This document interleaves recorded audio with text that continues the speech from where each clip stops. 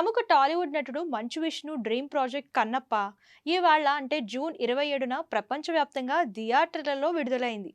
ముఖేష్ కుమార్ సింగ్ దర్శకత్వం వహించిన ఈ సినిమాలో మలయాళ స్టార్ మోహన్ లాల్, బాలీవుడ్ బడా star Akshay, rebel star Prabhas, star heroine Kajal Agarwal వంటి భారీ తారాగణం నటించడంతో భారీ అంచనాలు నెలకొన్నాయి. అనుకున్నట్లుగానే ఈ చిత్రానికి ప్రస్తుతం పాజిటివ్ రివ్యూ దక్కుతుండడం విశేషం.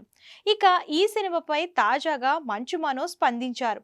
ఉదయం హైదరాబాద్లోని ప్రసాద్ ఐమాక్స్లో సినిమా చూసిన ఆయన అనంతరం మీడియాతో మాట్లాడారు. కన్నప్ప సినిమా చాలా బాగుందని చెప్పారు.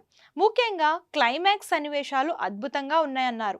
చివరి 20 నిమిషాలు చూడగానే గూస్ బంప్స్ వచ్చాయి. కథనం అద్భుతంగా మలిచారు. విజువల్ ఎఫెక్ట్స్ బాగున్నాయి. మా నాన్నగారు మోహన్ బాబు చేసిన నటన చూస్తే ఆయన కొడుకుగా గర్వంగా ఉంది. ఆయన పాత్రలో పూర్తిగా జీవించారు.